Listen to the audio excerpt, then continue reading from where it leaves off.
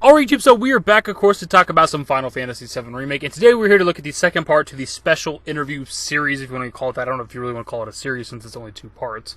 Now I did read over this the other day when it first dropped, but I don't recall it being quite as good as the first one. I feel like the first one gave us a lot more interesting deep lore and things like that. But there is some interesting stuff here, of course. But before we hop into it, a smaller bit of info that's actually really good is the original FF7 is now on Xbox Game Pass, so if that's something that you already have on either your Xbox or I think it's on Windows as well. And if you haven't played it in a while, or maybe even ever, now's your opportunity. Either way, let's hop into this shit. Was it your plan from the start to have multiple arrangements of the song that plays in Wall Market? We were blown away by how the music transitions when you move from one area to the next. We decided to create an entirely new song for Wall Market, one that would transition seamlessly between the quarters run by different characters, like Madam M and Chocobo Sam. I'll be completely honest with you guys, this is not something I noticed whenever I played through Remake. I'll notice it now. Whenever I go back to Wall Market, I'll probably be able to hear it now. But going through Wall Market, I was more so fascinated by the way they modernized it and changed it up from the original. Because the original game's Wall Market is literally burned into my soul and my memories. So seeing what it is now, like I was more fascinated visually than everything I was hearing.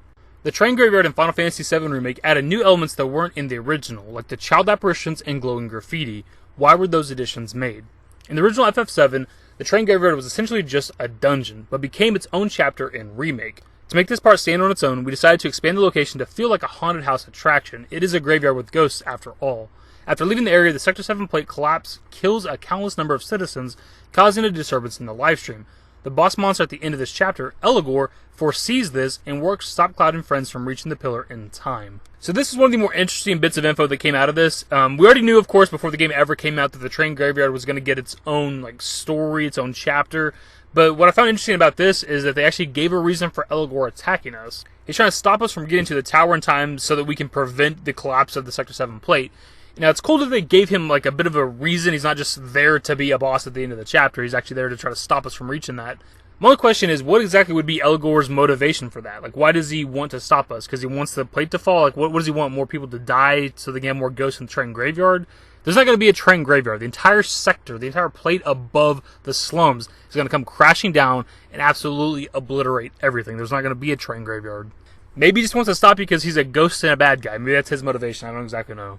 Climbing the stairs in the Shinra building was exhausting. Is it impossible to win against Tifa? It was also frustrating getting past even by Barret. Nobody can win against Tifa in a foot race, and getting past by Barret may have just been Cloud underestimating him. So climbing the stairs within the Shinra building was actually one of my favorite smaller moments in the game. Barret's banter is absolutely hilarious. I did actually wonder if it was possible to be the first one to the top. I never reloaded to see if I maybe did something wrong, if I could possibly beat Tifa, but it's nice to know that you can't. And it honestly makes the most sense. She's a martial artist. She's the smallest character. She's probably in the best shape. She'd have the most stamina to run up all those flights of stairs and not really get tired. Normally for high-rise buildings, elevators are divided into sections of floors, but the Shinra building's elevator will take you to any floor from the 1st all the way to the 59th. Is this because their offices are so technologically superior? I believe the reason elevators in high-rise buildings are divided into sections of floors is to more efficiently transport people. The Shinra building is a symbol of the company's power. And since the conglomerate isn't opposed to recklessly consuming vast amounts of Mako energy, they ignore efficiency entirely and only have elevators that hit every floor so as to flaunt their latest engineering. This is another one of those smaller details that I would not have picked up on if it wasn't pointed out for me. Mostly because I was born and raised in Oklahoma. We don't really have high-rise buildings. If we do have some where it's like this, where elevators only go to a certain amount of floors, I've never been in those kinds of buildings. The biggest buildings I've ever been in, you've been able to kind of take the elevator to whatever floor you want to. So it's another example of Square Enix putting in a small but effective detail into the game that a lot of people probably won't notice, similar to the lighting in the Mako reactors as we talked about in our last video. This is probably my favorite thing in this entire article. What's up with the Shinra Trooper who's tasked with being Scarlet's pet or whatever he is? Is that a shift-based position or is there someone who does it exclusively? He is not Scarlet's pet, but a specifically chosen soldier who's assigned to be her footrest and help ensure her feet never get swollen, and who's fittingly enough named Ottoman. Ottoman's back has a unique cushiony softness to it that Scarlet is quite fond of, so his is basically an on-call position. He's apparently even made to wait outside Scarlet's room while she sleeps. Sounds like a hell of a job that I want. You don't even have to ask me twice if I would be Scarlet's footrest. Yeah, absolutely. It's kind of interesting that they actually gave that character, the Scarlet footrest soldier guy, an actual name. It's Ottoman. It's not really creative, but it's still kind of funny. Is Aerith responsible for the paintings on the wall in her childhood room in the Shinra building, and what are they of?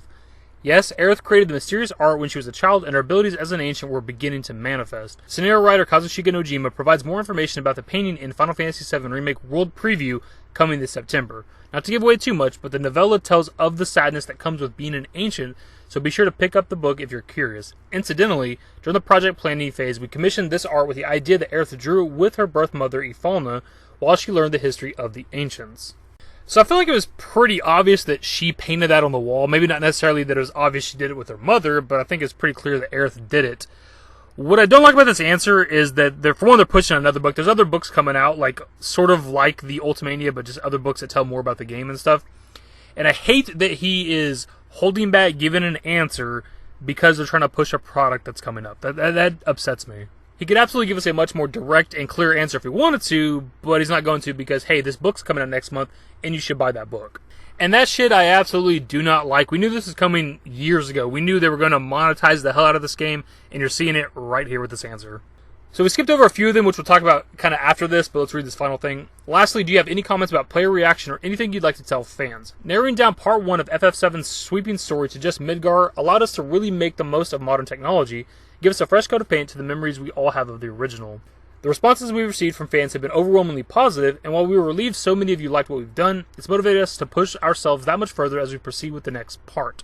The story of FF7 Remake has just begun. We'll be working extra hard to make the next part even more wonderful and exciting. You can expect great things to come as we work on the continuation of FF7 Remake. So as I mentioned, we did skip over a handful of these, and if I skipped over them, it's because I felt like they weren't worth talking about. Like, one of them was, why was Swordipede made into a boss? Well, they repurposed a lot of random encounter enemies into bosses in this game. It's not really a surprise. Same thing with Hell House, Eligor.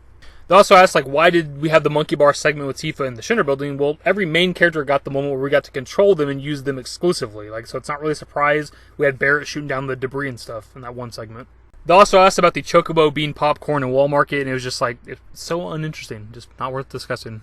But I also like to leave parts of interviews and articles out in case you go and check it out yourself. You're not just rereading everything I already read to you. There'll be parts that are new to you. And I think on that note, we'll kind of wrap it all up. This video is going to be shorter than the last couple, which is kind of nice, and it'll be uploaded a lot sooner than the last few. Again, this one wasn't as interesting as the first special interview. I feel like that one had a lot more interesting, deep lore, if you want to call it that. But there was some cool stuff here, like learning the fact that Scarlet's Shinra soldier footstool guy actually has a name was kind of interesting. But of course, I want to pass off to you guys. Leave your thoughts and more in the comment section below. Hopefully you guys enjoyed the video. If you did, give it a thumbs up. Subscribe to the channel if you guys aren't even stay updated with more Final Fantasy VII Remake content. Turn on my notifications. Follow me on Twitter at dashingdavid. I'm on Discord. Links to my social networks are in the description and in the outro. Later, guys. Used to care what people thought, but now I care more, and nobody out here's got it figured out. So therefore, I've lost all hope of a happy ending, depending on whether or not it's worth it. So insecure, no one's perfect. We spend it with no shame. We blow that like Coltrane. We in here like Rogaine or leave it like Cobain.